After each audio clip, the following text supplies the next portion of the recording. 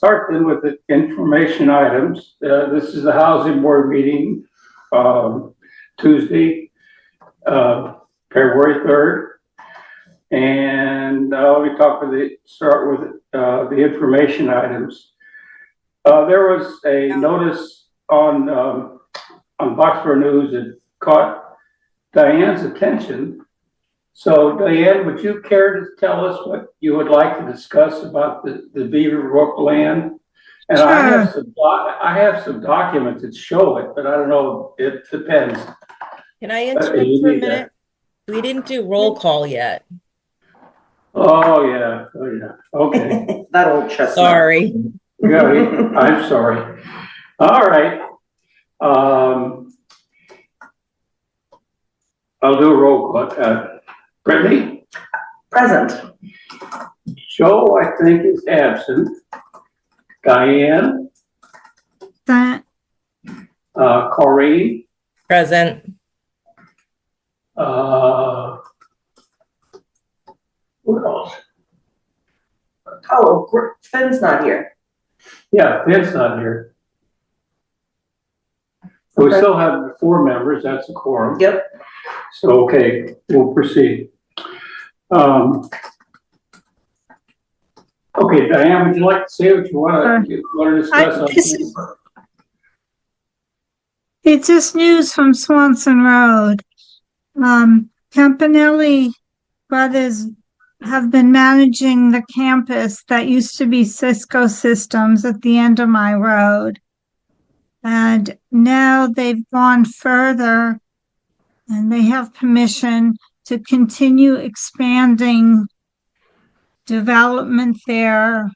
And the Boxborough Conservation Trust has also kept some of the land as open and non-developable. That's all I need to say. I just think it's good that something is percolating up in the right direction. Very good. And that was, hold on, let me just finish. That was in the Boxborough News 1/16/26. If everybody wants to read all the details, it's there.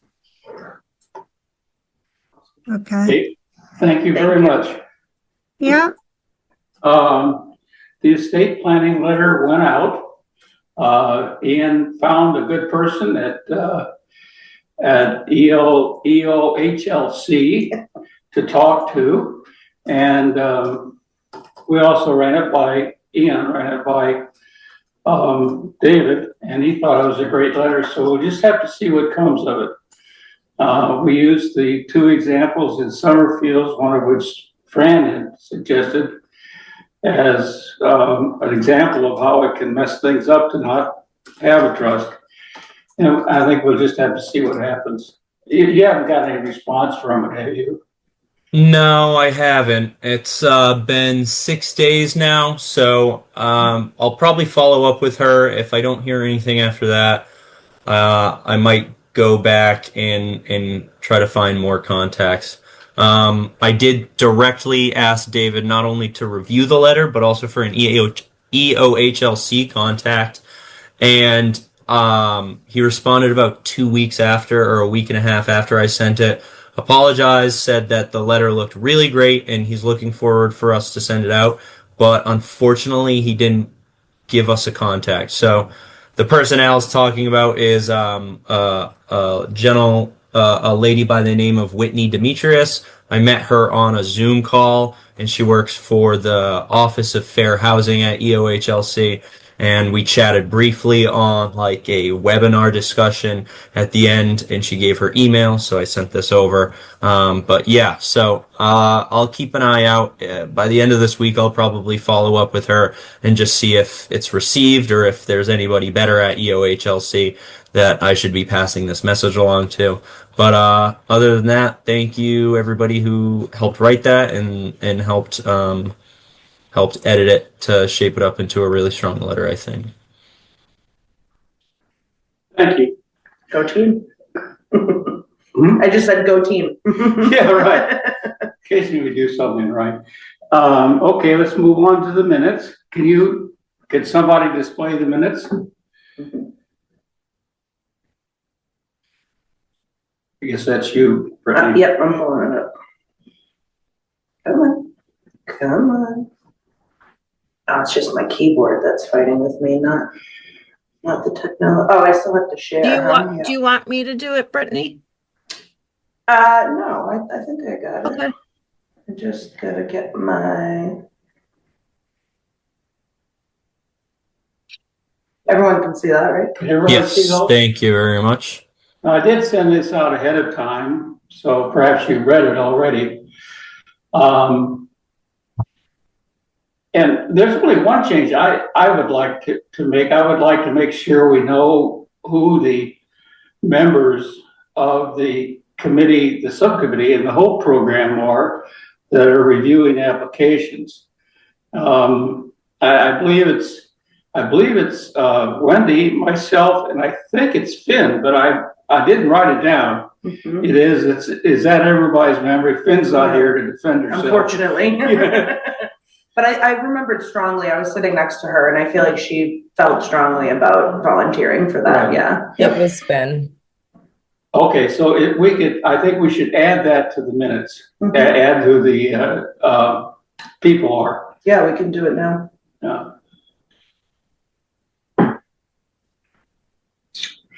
And is there any other changes that people have noted?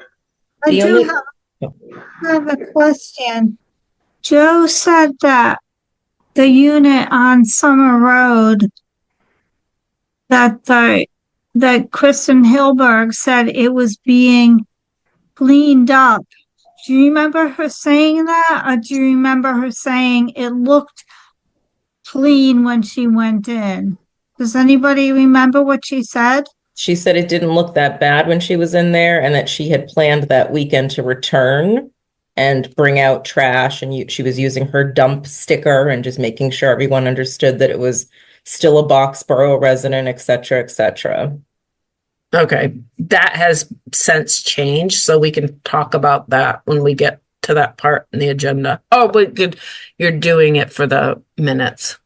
Right. Yeah, just wanted to make that update to include The only, I did have a suggestion. I think Joe did an amazing job with the minutes, by the way. I think it was like clear and concise, and I think we should follow suit moving forward. But the only suggestion I had is in the beginning, what we used to do, and I think it was a little clearer, is just say the board members that were present, and it would literally say like board members and then names, and then those that weren't present, absent, and then the guests. And I know that he was very diligent in, listing Kristen and what her role was, and I think that's great. But I think if somebody wanted just to quickly look and say like, who were the board members there, just to be able to see that. And I think that was sort of what we've had historically of that. Yeah, it should be two separate lines, invited guests.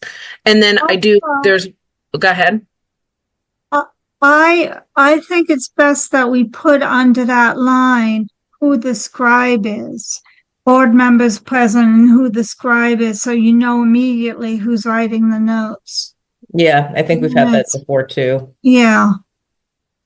Yep, good call. Love this. We're norm setting. If you guys would like, the ConsCom does a similar thing with their meeting minutes where there's just a document that's ready for them to like enter in the notes for each agenda topic. So I can, if you guys do like this, I can take it and turn it into sort of a template that will make note taking or minute taking easier in the future. That would be great. And then it stays consistent looking too, I think. Yeah. Sounds like All a right. good That idea. won't be hard at all.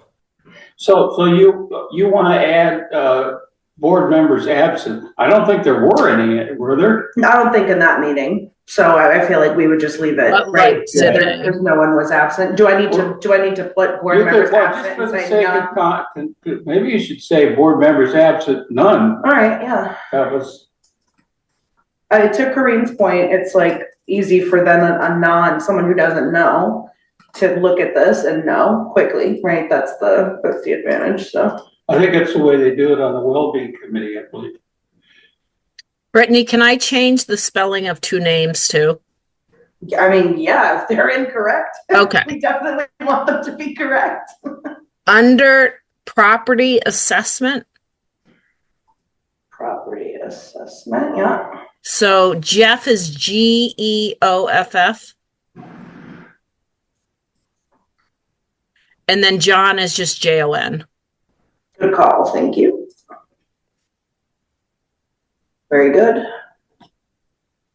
I'll also add Kristen is Yeah, I think with two eyes. Yeah, it's IN. I was gonna say that too, so you have to change that. Double I, you got it. There's like 3 or 4 places. You think I would know these things after all the times I've read these names, but okay, very good, thank you. And I'll be nitpicky too. Oh, and then I'm technically the associate town planner. Obviously. You have made a correction a few times. We're gonna get it right someday. No, it's okay. I'll give up eventually. No, we're gonna get it right. We're gonna get it together. Okay, any other corrections? Yeah, executor of estate, John again, take out the H. Executor, the estate, John. Kristen, double I. It's kind of like 007, but it's double I, Kristen, you know, different. There's so many different ways to spell that. Sorry, I'm a little. And I haven't looked at page 2 yet. I'm sorry.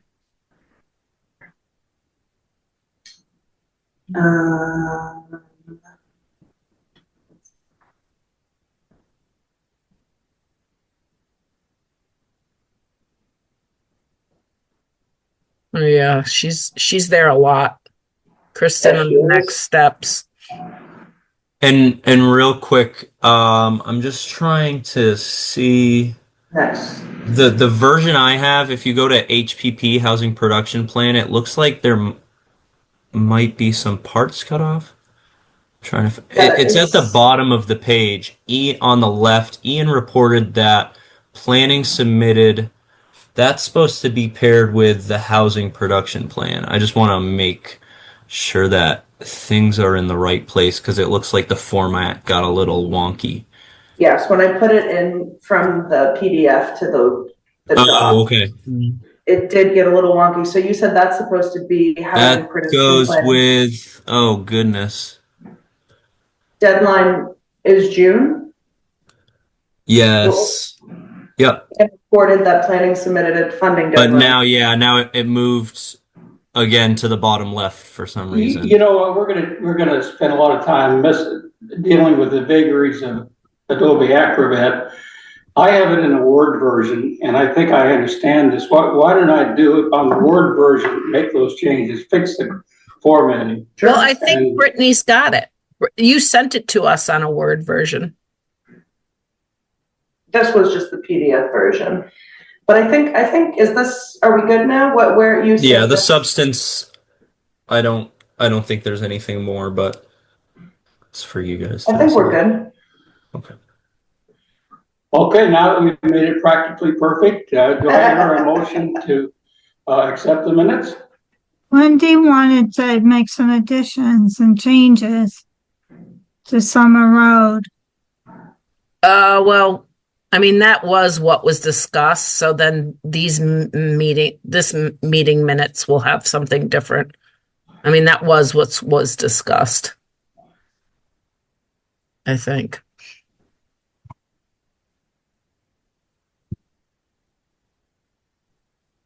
Okay. Yeah. I mean, a lot has changed with that. With what Kristen said last meeting is not what we're doing. So. Yeah, but we do record the meeting as it stands, and yeah, it's my memory of what happened at the meeting. Yeah. Exactly. Okay. Well, does anybody want to move that accept the minutes?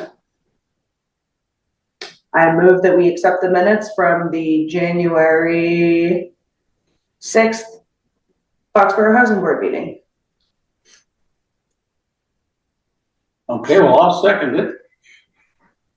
Okay, and let's vote. Brittany? Aye. Me? Took a second. Aye. Corrine? Aye. Diane? Aye. Okay, the minutes are accepted.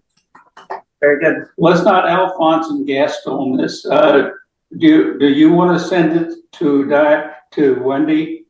Yes. Brittany? Okay. Yes. Yeah, and just say final. You got it. Okay. Thanks. So, okay, Brian will send it to you. What was that? Sorry, I was trying to type, but I wasn't in my typing screen. Okay, so that's it for the minutes. Let's talk about 118 Summer Road. You know what? I don't know that I know the latest on this. It's so changing, and there's so many people involved. I think the thing to do, I'll just give my understanding of it, which is probably incomplete. We have various other people that may have other tidbits of information that we can add to it, and maybe we can form some sort of a comprehensive picture of what's going on there. Yeah, You got tidbits, okay. so, you know, the 118 Summer Road has been problematic. It was originally owned by Geraldine Pierce, and she died. Her son, who lived with her, John, continued to live there. At one time, John expressed his desire to sell the property. And in the process, a lawyer, whose name I can't recall at the moment, was appointed to manage, manage the estate and manage the process of going through probate court. And as far as I know, that process is still underway.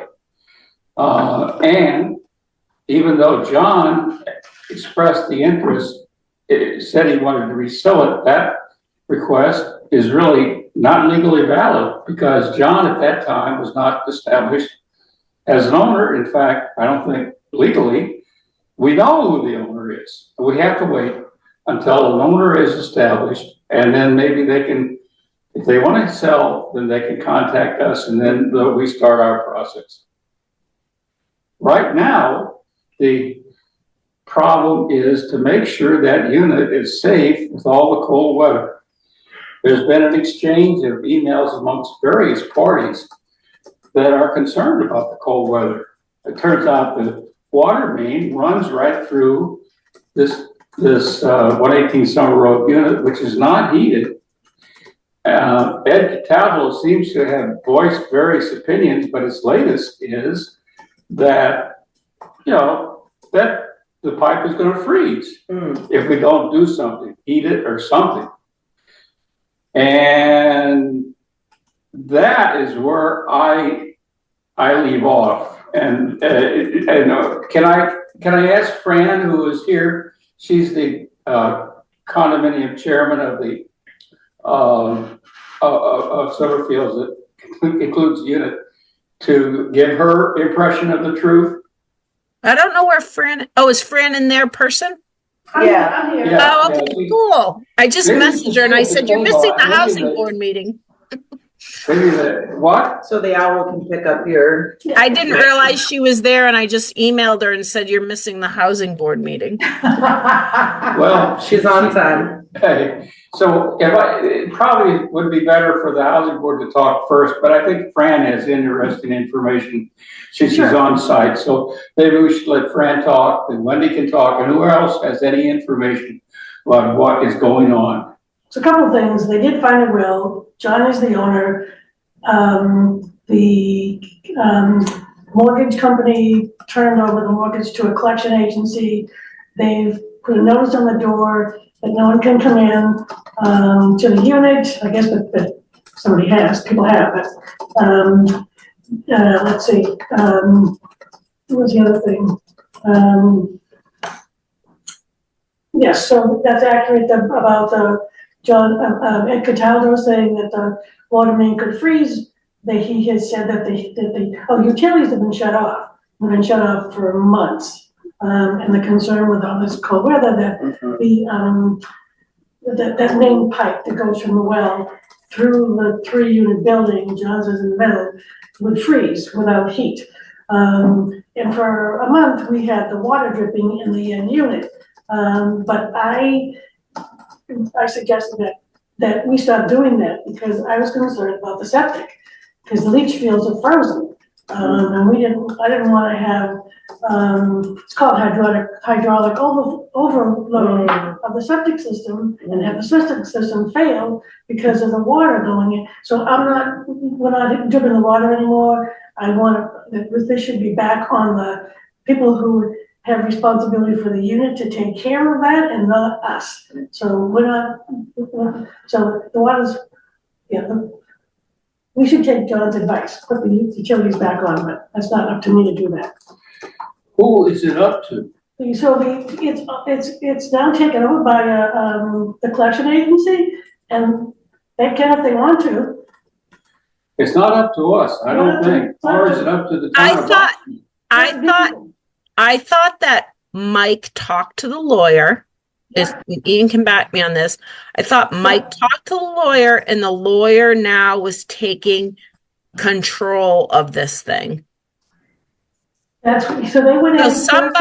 So Kristen's lockbox was cut off, and she can't get in anymore. We don't really know who cut it off, but the fire chief also has a lockbox on the garage, and I believe that is still on there. There's a notice on the door. I don't know about what, Fran? There's a notice on the door saying that that they've taken control over it. The asset management company has taken control of the unit. So, do we think that's who cut off the lockbox? I would assume so, because it says that no one can enter that unit. So I'm making that assumption, but I don't know that for sure. Yeah, we never got that question answered. Who cut the lockbox off? And if the lockbox on the garage was for the fire department, and I asked John to go and check to see if his key worked, and he just drove by and saw that it was on, but we don't know that that's really his. Yeah, I have no idea. But we were basically told by Mike that he talked to the lawyer of the probate, and that lawyer was gonna get it cleaned out, pay his person to get it all done. That's the last thing I heard. And so last I heard was from Mike before he went away at the end of last week, that he did talk to the probate attorney about the water main, and they were going to go in either Thursday or Friday to look at the unit, but they never got back to me and said what they actually did. So I have no idea what they did, because and if that's not the lawyer's lockbox, if that's like the mortgage company's lockbox now on the outside, then that lawyer can't get in either. We don't know whose lockbox that is. I just know that Kristen's is gone. I have no idea. Who did you say the note on the door was from? The asset management company? Thank you. Yeah, out of Pennsylvania. So the housing board is sort of out of the loop in this business. Yeah. But it's in our interest. Yes. To not have that. Exactly. That the unit go down the tubes. Or the septic tank failed because of the unit. That's right. Right. But what I hear you saying is we really don't know whether that unit's been winterized yet. Well, I talked to the people at the asset management company, and they left me a message, and they didn't call me back after. They said that the unit was winterized, but I don't know what that means. Because that pipe should be wrapped. At the very minimum should be wrapped. But I don't know what they did. I have no idea. So we don't know what the condition of that pipe is right now. Now you said earlier that John is the owner, but yes. Before it was said by K&P, it was said that we really don't know legally who the owner is at this point. Well, you can verify this with Wendy. I think what happened was at the beginning they didn't know who it was because they didn't know there was a will, but then they did find a will, and it's John is in the will for the taking ownership of that unit. I sent the will to the attorney. I've sent the will to the attorney. Okay. I got it from the realtor. Yes. But we still don't know what the probate attorney has told us, but it is I mean, he is the next of kin, so it would be him. Yeah, But we don't know that that's been made official, nor do we know if John would write us another letter saying that he wants to sell the unit, whether that is valid or not. according to Kristen, the asset management company is going to sell the unit. It's like a collection agency, so because the mortgage company turned it over to this asset management company. But and they're has doing it been foreclosed on? Because if it's been foreclosed on, then the town would get noticed. Well, so if it goes to the asset management company, isn't that mean it's been foreclosed on? Let's not say any, let's not That's a put that question. in a minute because we don't That was know. a question. But the town That was a question. would get notification if it's foreclosed on because it's in the deed rider. Okay, so the mortgage company doesn't own the mortgage anymore. It's been turned over to the asset management company, which I don't know what that means. I thought that meant that it was in collection. So that's just an assumption I made. Well, I guess we're still faced with a lot of uncertainties. Yeah. Any other tidbits of information anybody has in this matter? I think it's in our interest to try to keep abreast of the situation as much as we can, but you can see how difficult it is. All right, well, So I would like to know what happened Thursday or Friday when the attorney went in. Supposedly went in on Thursday or Friday to see the condition if of that. Because the concern was that water main, and they told Mike that they were going to go in on Thursday or Friday, but I haven't heard any feedback on that. you think you would be the one that? I asked today, and I didn't get an answer. So. Well, I would appreciate it if you'd keep us posted as to what is going on to the extent that you know it. Yeah. All right, any other comments on 118 Summer? Great. Ian tells me that, moving on to the next topic, Ian tells me that at a select board meeting, I guess about 2 weeks ago, maybe longer, the select board expressed interest in finding out, asking some questions about what our housing preferences are. And we didn't know exactly what their interests were, but it included, but it seemed to relate to the housing production plan that we're in the process of getting going, and might relate to what we do with Stowe Road, because Stowe Road is no longer no longer being considered for a fire station. An alternate is yet to be fully approved, though. So I guess the situation is not, in that regard, completely settled. So I thought it would be a good idea, even though it perhaps is a bit premature, to just discuss amongst ourselves what our preferences would be in these regards, so that it comes to the point where I have to present information about what we all think. It's representative of what we all think.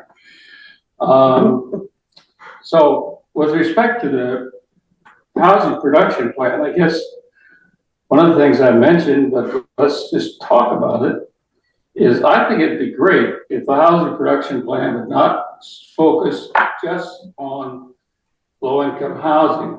Rather, I think it would be much better if it would focus on the whole spectrum of housing. I think it's reasonable to suppose that the character of a community could well be driven by the kind of housing that's available in the community. So sort of the distribution of housing and types of housing is important to us all. And not just talking about low-income housing. So I guess one of the things I was thinking, but I just wanted to see what you folks all thought about it, was that when the people that are going to do the housing production plan are identified, we should sit down with them and see to what extent it is possible to address the entire spectrum of housing in the housing production plan and come up with a sense of what really would be best for Boxborough in that regard. And, you know, I'm not trying to extend our purview. I mean, in my view, it's perfectly appropriate for others who are interested to take part in those discussions with the people who do the housing production plan. So what I guess what I'd like to do is see what your reaction to that is.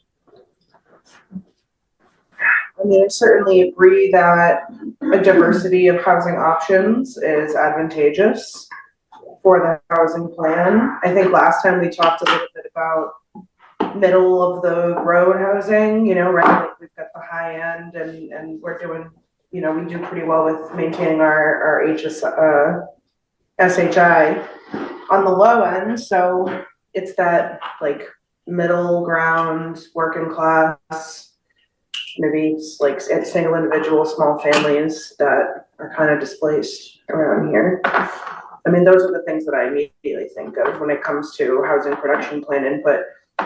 For preferences for the fire station and Stowe Road specifically, I feel like before the last all-town meeting, we had agreed that we supported the fire station going there. So I don't personally have new thoughts on that. I kind of still stand in agreement where we stood before because of all the other, because of the history of the investigation into housing to go there and it not really being like the most bang for your buck, so to speak. Yeah, I don't think the fire station is going to be at Stowe Road.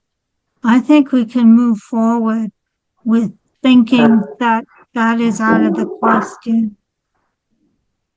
Yeah, so I'll jump in briefly. An offer was made to a property owner along Mass Ave, and that is one of the articles that will be going to special town meeting in March. I believe it also needs to have a ballot vote, but that will be coming up in about a month or so. And depending on that, the result of that will determine whether or not the fire station is going at that location along Massachusetts Ave. And if it fails, then potentially could go back to Stowe Road, but that's obviously another decision that the town would have to make. Well, you know, it may be premature to have this discussion, but still, I think it's an important discussion. It's maybe just the first of discussions about, you know, what happens to Stowe Road if Stowe Road doesn't host a fire station. And you know, I think so. That, yeah, that's one of the things I did want to get a handle on, and at least start us thinking about it and discussing about it. If it does happen that way. Basically, we're saying that the town is moving on from the Stowe Road, the 70 to 72 Stowe Road parcel for the purposes of the fire station. And that would leave us, we would be best positioned to have like a plan for how to use it if the town votes and passes that. That's what you're getting at. We purchased it, and the deed says that the town of Boxborough purchased it by and through the housing board. So I think we're the proprietors of the housing board. Of course, it'd be crazy not to solicit the opinions of everybody in town about it. But I think it's probably a decision we need to make. And that's my understanding. Any other comments? Yes. Maybe we can discuss what you have written in the documents you sent in about characteristics of Stowe Road, and you have your thoughts all listed there. Yeah, well, okay, why don't we let me see here. what is it called? There's a document. First sticks of Stowe Road, I think, something like that. Why don't you put up a document? Yeah, Stowe Road background or Stowe Road property characteristics. Yep. Stowe Road property background, I think. Al, I will point out we do have a member here of the public that may want to share their opinion. Yes, I do see. Okay. Is Diana? it Diana? Diana? Can you hear me, guys? We can. Yeah. Great. Good to see you all at the meeting tonight. You braved the cold. Good for you. Very, very big kudos to you. I just want to say that I know this is a very difficult situation for you and you have a lot of decisions to make. And I know you've looked at this option before, but I hope you will reconsider the idea of finding a way to use this property to build affordable units. We're getting when you're talking about a housing production plan, we're getting very close to that 10% margin. And more than that, you know, the state has put a lot of effort, especially in the last year and a half, into initiatives regarding building more units. There are all kinds of new processes that are available, new funds that are available, new support that's available based on a bill that the governor signed into law in 2025. And I think there are a lot more options to consider. So I hope you won't take that off the table. And there may be a way to use this property and to build some affordable units and still provide some funds for the housing board that could go towards additional work as well. So I hope that you will all consider that option. And perhaps, you know, we can come up. I had sent you a letter back months and months ago about a plan that I had, and I was invited very kindly by your chair to come and speak. You know, I've been going through some health issues, so I apologize if I have not been able to get there. But I hope in the future, and you know, depending upon what the town decides in the next month or so, that perhaps we could have another discussion about all of this. That's all. And I just wanted to thank you for all your work you're doing, because I know affordable housing is a very, you know, important thing, but a difficult topic. Just one other quick thing I want to mention about that. Remember that this whole property is in the area of our town center. And, you know, there's a big move to revitalize the village town center. This could be a way to contribute to that effort as well, not only for the affordable housing, but for Boxborough citizens at large. So I'm just bringing up that possibility as well. Thank you very much. Thanks, Diane. Thanks for your comments. Abby also has her hand raised if we want to get public commentary before we. Yeah, I have some view graphs. I'm not calling view graphs. It really dates me. Slide, but anyway, it's just. What's it called? Stowe Road property background. Thank you. But go ahead, Abby. Oh, there's that. okay, Yes, yeah.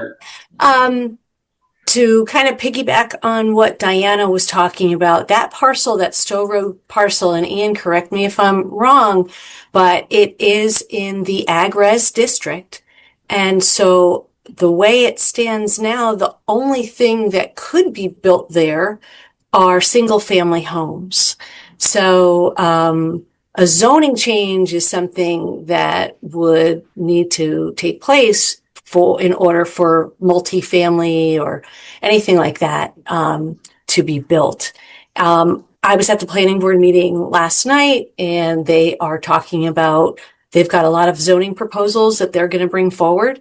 And one of the things that did bubble up was rezoning, not necessarily that parcel specifically, but maybe doing an overlay in Village Center, because Diana is correct. We are trying to revitalize, or just actually make a village center.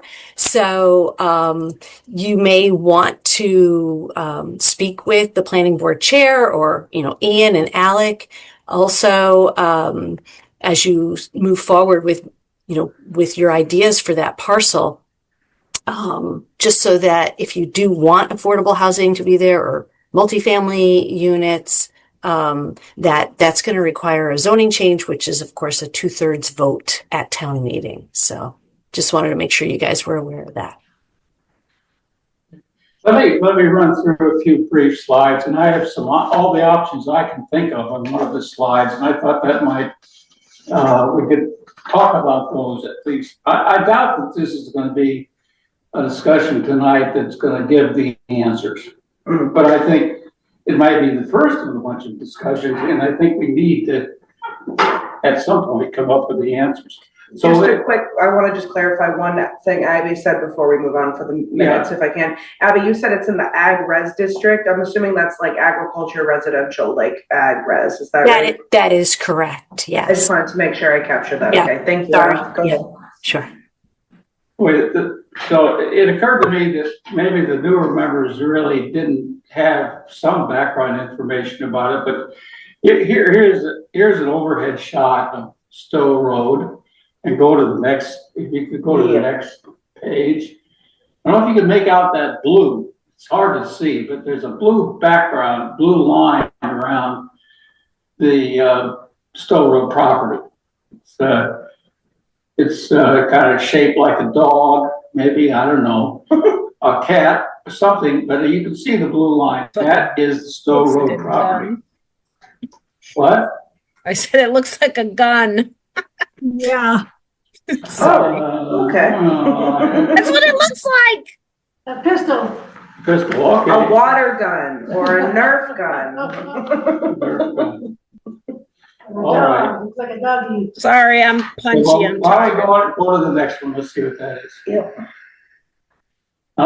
There's other more details I can provide on Stowe Road, and if you want more details, I have a bunch of slides that can show them. But these are all the options I could think of in the event that the property is not used for a fire station. And let me just go down. Some of them are good options, in my opinion. Others are terrible, but I just listed everything that I could think of. One of the first option is I think maybe similar to what Diana is mentioning. They use it for a modest affordable housing development.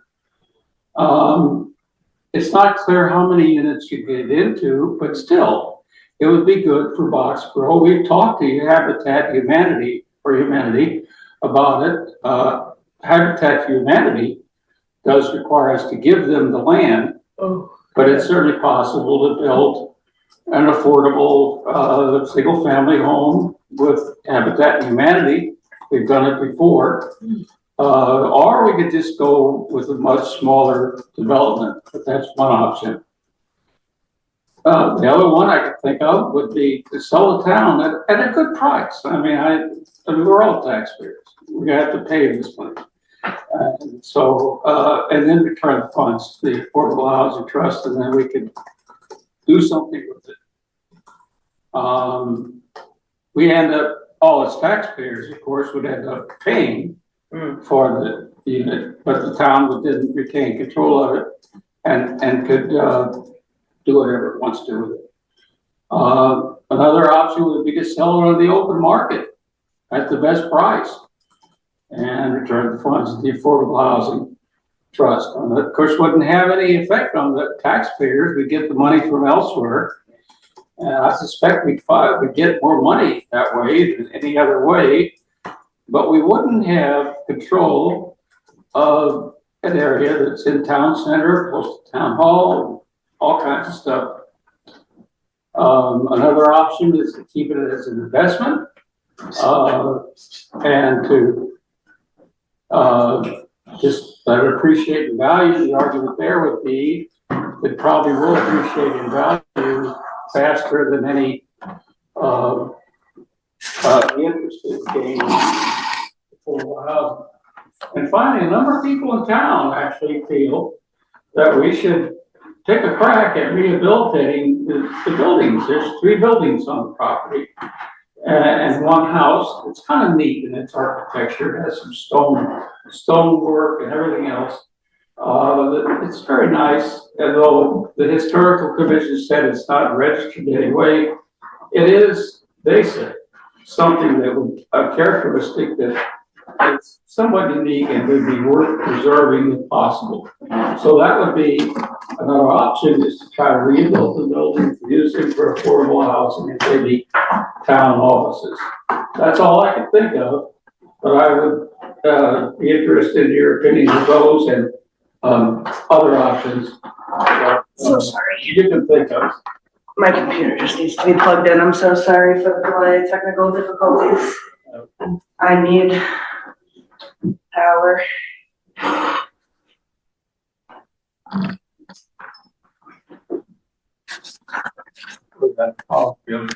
Yeah, I know, because I can't plug in. I'm so sorry. Be subtle and not interrupt your beautiful history. That was important and informative. Can I get a little more slack? Thanks. So as far as it goes, we might be out of luck. I get stuck with something over here. Brittany, there's did you see the power cord strip on the back of the TV? Oh, Good. I did not. I looked Okay, in, if you're good now, then no worries. Sorry. I think no. I looked at the back of the TV and it just didn't seem like I could get close enough. But it helped to move the TV forward at all. I think we're good now. I just need to set up my chair. Oh, thanks, Brian. I thought I could make it through the whole meeting, but really not.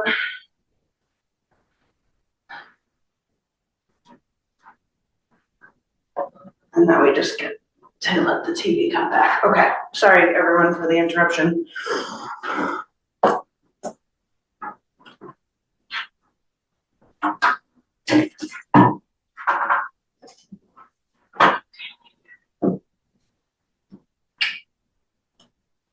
We should be good to continue. Thanks for your patience. There we are. Okay. We can go back to those slides. Of course, yep, now.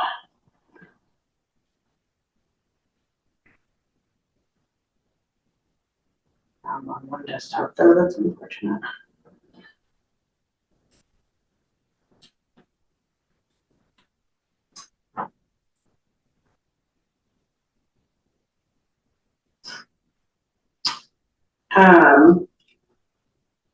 Yeah, I mean, we're good. We can. Okay, this is where we were at. So, any comments? Yes, what happened? Sorry, I clicked the wrong button.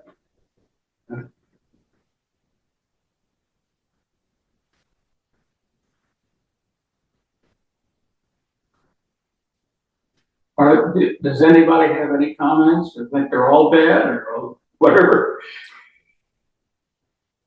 I mean, I definitely am for housing, right? Like I before Ian chimed in and said that the town was moving on for a different fire station location, you know, I didn't have that information before. So, but now that I have it, I'm like, yeah, I think housing in some capacity and housing that meets the middle to lower end of the housing need is our charge, right? Like that's what we specialize in. But I also see the value to selling the parcel and being able to have an infusion of cash in the housing trust, because currently we don't have any sustainable sources of income to that.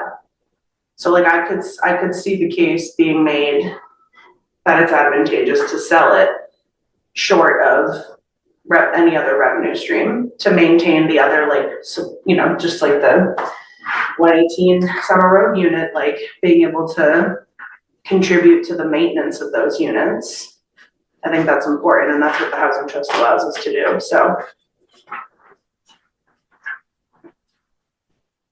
And it seems like to me that this would be something we would codify in a housing plan, production plan. Yes, I mean, I think it's something we would.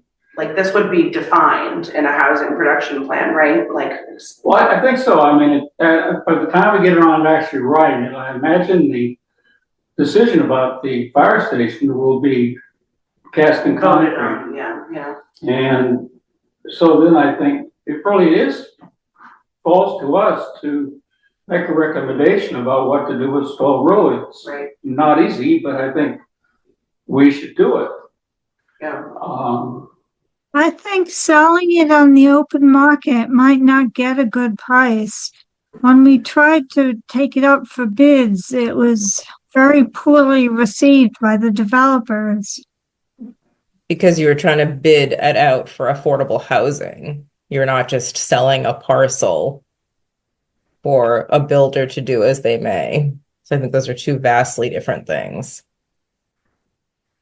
Yeah, the thing is, if we sell to the open market, we might get, I don't know if a Walmart would be there, but we could get just about anything there. I guess we could constrain it or something. But I think the neighbors wouldn't say just about anything. Well, it's in a neighborhood that's been actively saying it doesn't want a lot of disturbance on the street.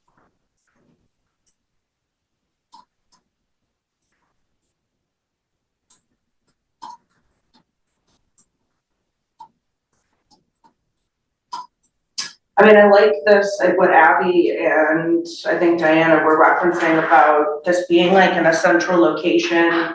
We're trying to create or revitalize a downtown feel, right? Like trying to promote this area as like the center of our town. There's value to selling it to the town then, so that they can sort of use it in for those purposes, right? Like develop community spaces or contribute to municipal spaces or whatever. Let the people who make those decisions decide. And then we get an infusion of cash to the housing trust. That to me also seems like a viable pathway. I mean, I hear Diana for sure and saying like there's new initiatives, there's new money, there's new appetite, you know, for developing affordable housing in the state under Governor Healy. So like that is not lost. But that's not like this isn't the only space that will ever be where affordable housing could go, right? Where if we're producing a whole production plan, certainly that would include all of the town. And, you know, if we sold it to the town, it would, I think, free the land of the restriction that it has to be used for affordable housing. Mm-hmm. It could be used in part for affordable housing, but it also could be a mixed use area. It could be used for shops or something like that. I mean, and since it's so close to town center, that actually might be attractive at the town. And my guess is we would not get as much money for the town, for the land. But personally, I would want to offer the town a good price. I think that's the responsible thing for this board to do. But that is something to say for.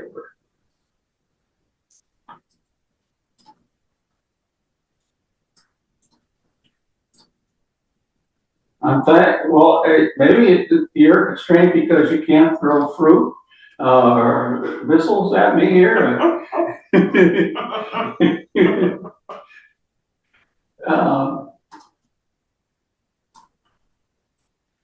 Any other comments? Well, okay. Well, think about it. I do think it'd be great if we could put in some affordable housing. But that would take a lot of effort on our part, and we'd have to make sure we have grants to help us back it up. Well, that's the problem we've had. We've talked to developers about it, and they say that there's no money to be made. And for housing, they're just not interested, too small. But on the other hand, we could, Habitat for Humanity seemed interested in it, provided we give them the land. Which might be nice for the town to have Habitat for Humanity.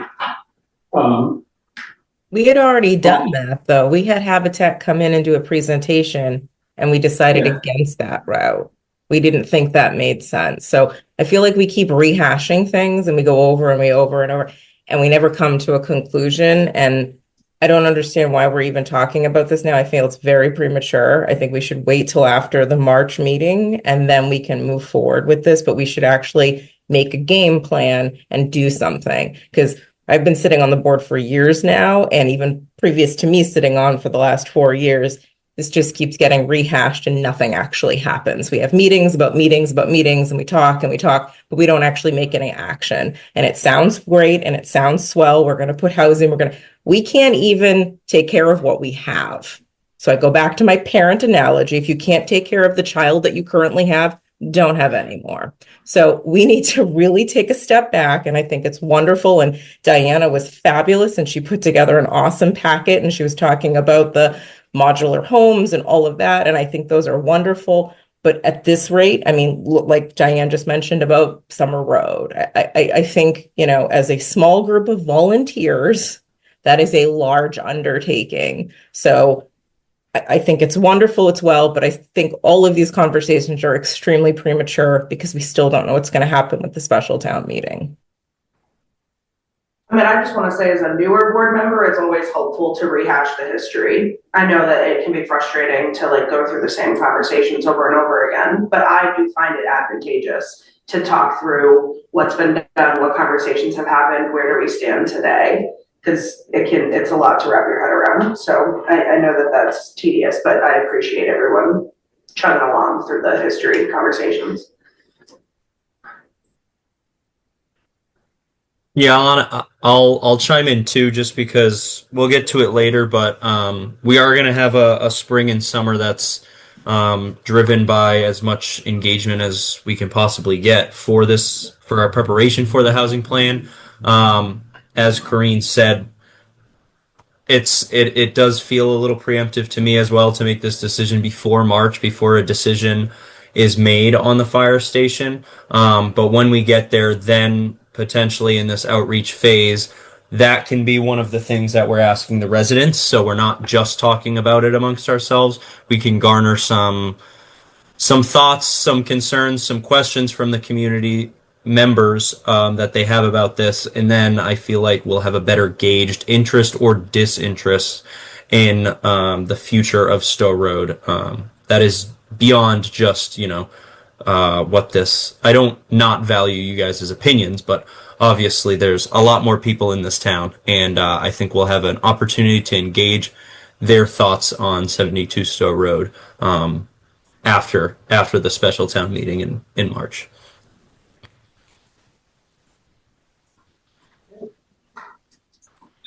Okay, well, thank you all for your comments.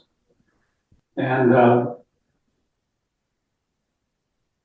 I think any ideas we have would be good to, personally, I think it's good to talk about ideas every now and then, because it gives us all a chance to think about them and understand what the pros and cons are. But thank you very much for all your comments, and we'll have to see what happens. Can I? Yes. So Wendy and I have been communicating. Can we circle back to 118 for a couple? Fran, let's go back to the 118. Okay, let's go back to 118. Okay. Yeah. Sorry, I was just texting Kristen because I wanted clarification on what Fran was saying that had to do with the mortgage company.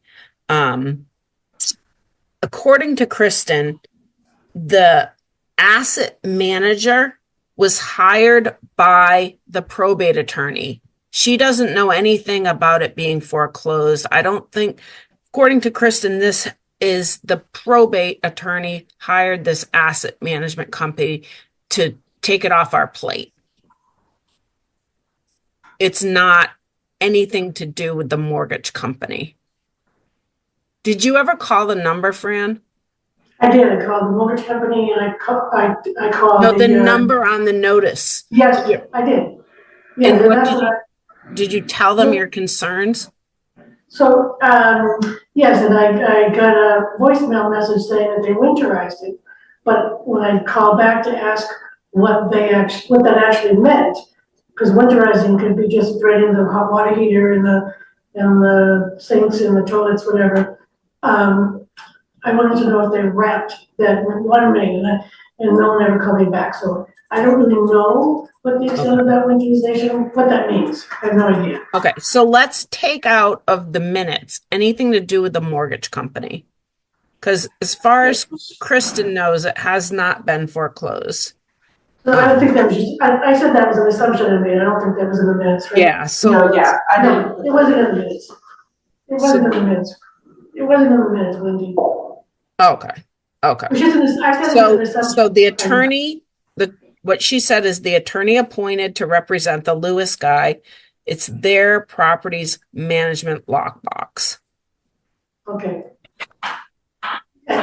So who's in charge? Does anybody know? Who's on So first? they're Yeah. in charge. They're in charge. Who's they? That asset management company that the probate attorney hired. The probate attorney is not in charge?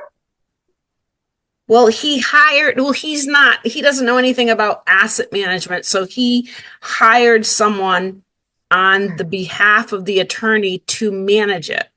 You know, the attorney himself isn't going to go out there and winterize it. You know, they farm these things out. And the notice on the door said that the asset management company, we're gonna winterize it and clean the unit out. Isn't that right? Yeah, it says this property, it says for emergencies or to report a property condition at this home requiring immediate attention, please call blah, blah, blah. This property has been determined to be vacant, abandoned, and been reported to the mortgage servicer. The mortgage servicer intends to protect this property from waste and or deterioration. This property may have its lock replaced and or plumbing systems winterized in the next few days. That's why I assumed.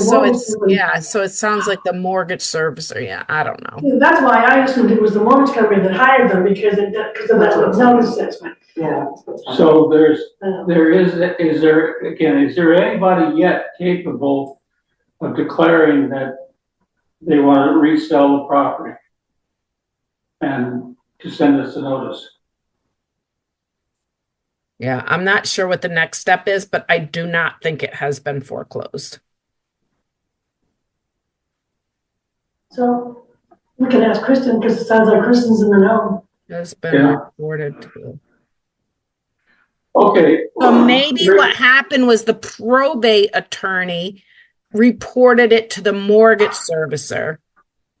Because the mortgage, that's what KP Law told me too, that the people that have a big, like there's a mortgage on that. So the mortgage company owns this property.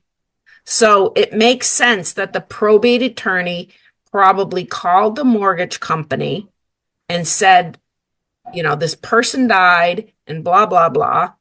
And so now maybe the mortgage servicer is making sure they hired the asset manager, but it's not because it foreclosed.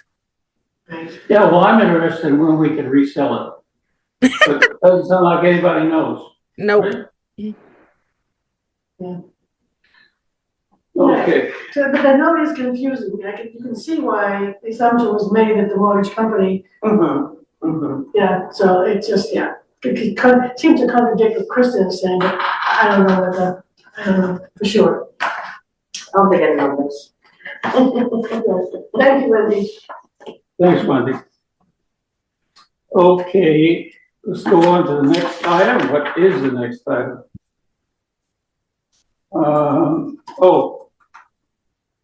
Rental assistance, BRAP. Anything to report, Wendy? I just wanted to make sure that so just one more time, because, you know, the new CPC is going into the warrant, and John Fallon just sent that to us again today. And, you know, before, when it was a fixed amount of money, we just did, 14 households. But now, because there's different amounts of money depending on the rent, like I'm able to put more households in there. So I have 16 in there and one that is being reviewed, but it all fits in within the budget. So I just want to make sure that that's okay, that I can do that. I think all you can do is guess. And I think the method you use to guess is pretty good. Just take the spectrum that exists and has existed and use that as a way of getting the cost. No, that's not what I'm saying. That's not what I'm saying. Right. We've always said there's 14 households, but what I'm saying is I'm able to put in more households. I'm able to put in more households because some of the households have less rent. What's your concern? My concern is that John Fallon always puts in the thing that it supports 14 households, and I kind of want to take that out. But maybe, you mean take it out of the application take it out of the warrant for the CPC. We can talk about it another month. It's getting late, so we can just talk about it another month. But anyway, I have 16 participants. I think it's fine to remove the number. There's nothing in the BRAP. I don't think there's anything in the BRAP model that forces us into only supporting 14 households as long as your books are balanced. Yeah, we used to, because it used to be like a fixed number. Everybody got 250, so it was 3,000 a year times 14 was our number. But now, why don't we just say approximately 14? Yeah, I think it's that simple. Yeah. John's gonna kill me, but yes, that's what I'm gonna do. Okay. All right, and that's it for Brad? Yeah, so if you're taking notes, I have 16 people in right now, 16 families, households, and I have one and hopefully 17 soon. Great. Thank you. You're doing a great job of that. We're getting more and more people. Okay, let's move on to the HOPE program. We have one applicant for the HOPE program, and Joe was supposed to come up with a sort of a prescription for how we evaluate these people, and unfortunately he can't be here tonight. So I think we need to take action on the one application we received. And I would propose that the three of us being Wendy, myself, and Finn, get together, write down criteria so we are, and make a decision on the application that has come in, so we can get that done. And then we can review what we've come up with at the next housing board meeting, or at least we'll have a fixed criteria that we use at that point. Yeah. I just wanted to clarify that from last meeting, what Joe was supposed to put together was just a template, right? Just so you all knew what you were going to present at the next meeting. So you knew that it was going to be, one of the condos, and it was a broken window, and it was approved, and so on and so forth. So it wasn't that he was creating criteria, right? That's already been established, right? So it was just that he was going to give us a template. So each meeting, you knew that you had to present to the board, because again, we're keeping addresses out, we're keeping names out and things like that. But it's just, out of the 2,000 that was allotted to this household, this is whatever. Because remember, all of these households, the 20 households that we oversee, they're already approved, right? I mean, we know that. We don't have to do income verification. We don't have to do all of that. It's just looking at the projects and making sure that they fit whatever it is that the program is designed to fit. So I just want to clarify that, and I might have misunderstood Al, and I apologize if I did, but that was my understanding. That's what Joe was doing. He's not actually creating something beyond what the program is, correct? No, not beyond, but I thought he was going to try to codify the things that we consider by virtue of listing all the factors that are important. And all I'm saying is, yeah, I don't remember that, because I thought we had, we have emergencies, which I feel like should be pretty self-explanatory. And then we have like structural, we have, and I do think like if something comes across where the three of you are viewing it and you're not sure that it fits in, I think that's a fair thing to bring to the rest of the board and say, hey, we have this maybe one-off, like, what do we think, right? Like, I feel like it's a sort of case by case, but we understand that these are for like structural or repairs or replacements and being preemptive. And, we'd rather replace something now than have an emergency application in 3 months, right? And the other thing is too, we have to be cognizant that we do have, I believe it's 90 days to review those applications. So we've got to be mindful of that. well, all I'm saying is I want to somehow review the one application we have received. And I'm proposing that the three of us come up with a draft reporting form. If Joe has inputs to that, all the better. And then make a decision. I think that makes sense. And I forgot he wasn't going to be here tonight. And so I have an email into him and copied Al to ask what like his vision is for this form. So we'll get more clarification on that. Go ahead, Al. Go ahead. No, I'm done. I just don't want that one application to sit here. I think we need to take action on it. So that's what I was proposing to get going on it. Yeah, I agree. I think that what's more important than having the perfect form established is having the conversation. You three are more than capable of coming up with a good first draft, and then, yeah, maybe asking Joe for Joe's input between now and the next meeting, or after the next meeting is fine. But yeah, that's what I'm proposing, really. Yeah, agreed. Does that make sense to you all? Yeah, I think that makes sense.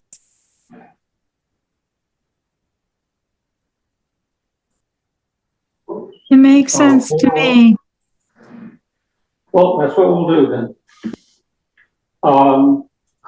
And the final thing is the housing production plan is there's Ian. Why are you in black and white, Ian? I know. Look, this is a very low quality camera on this work laptop.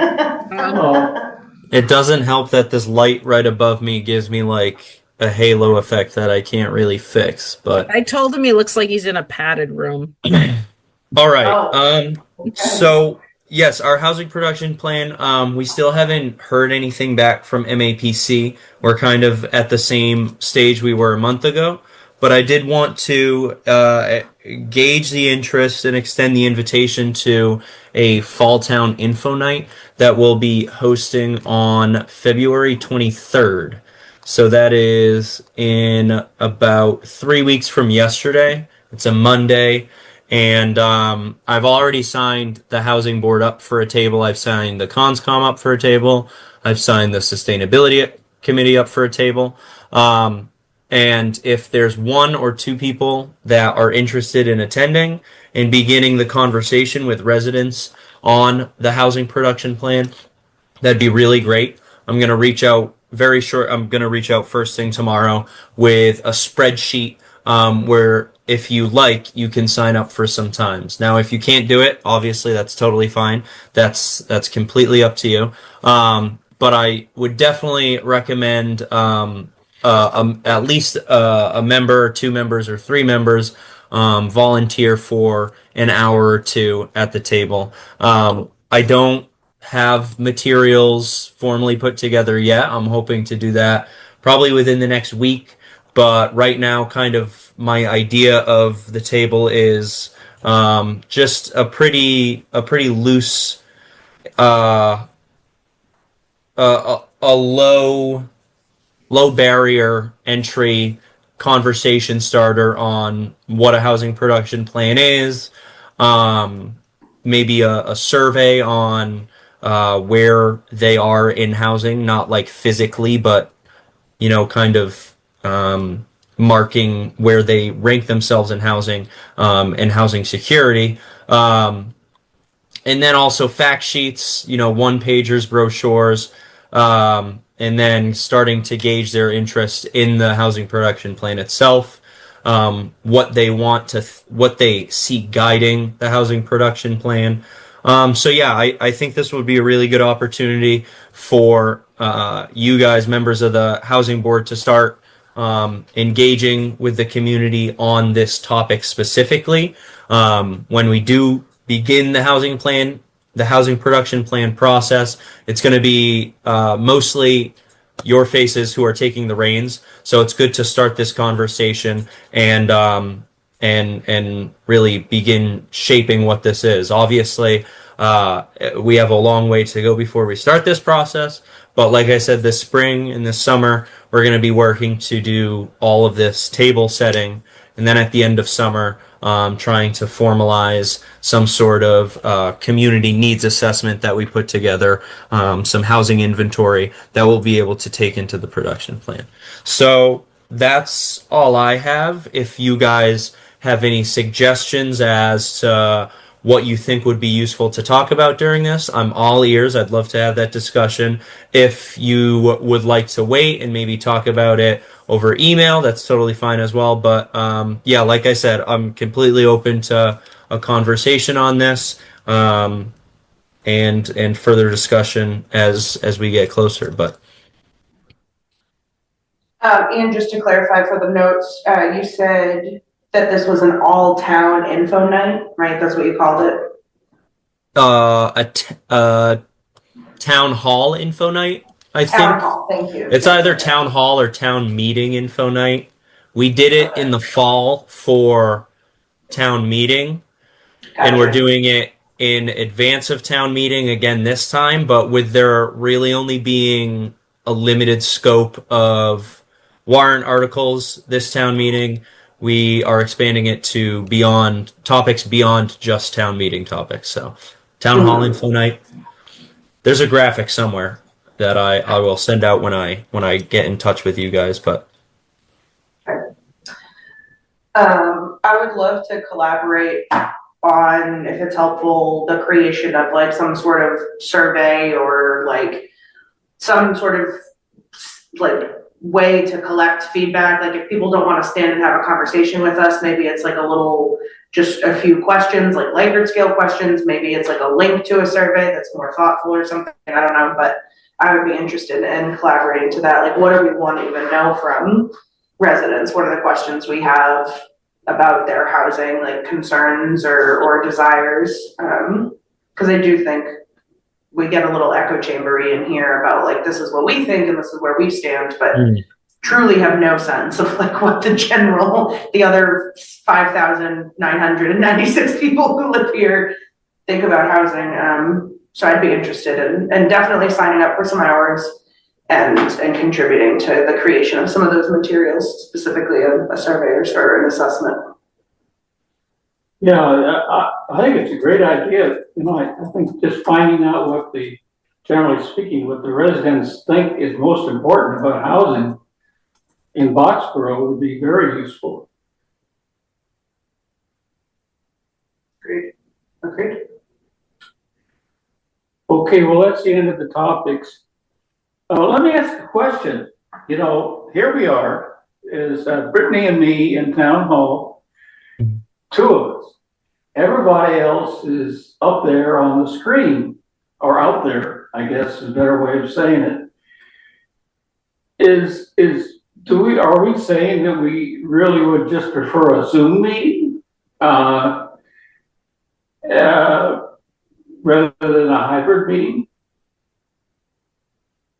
I'm just doing this during the winter season when there's flu and everything else, because I would prefer just to be home. Yeah. Have immunocompromised people, but you know, I'm planning and I prefer to be in the space. So this is just a temporary fix for myself. Okay. I can't All right. speak for anybody else, but Same for me. I had surgery on my hand and can't drive, but for me, it's only short term, at least Okay. relatively Well, short term. Well, that answers my question. So I will keep it as a hybrid meeting. I just was curious, that's all. Okay, the next meeting is going to be the day after Ian's forum. And please, if you have things that you want to talk about at the housing board meeting, feel free to contact Diane. When's the next meeting? Are we February 24th, 2026. Oh, so we're gonna stick to that even though it's in 3 weeks. Yes. Okay. I think that puts us back on track with our regular schedule, right? Yeah, yep. So that's the plan. Yeah. And so that means if you have suggestions, try to get them to Diane a week before. We'll talk about it. So, very well. Do I hear a motion that the meeting be adjourned? Motion to adjourn.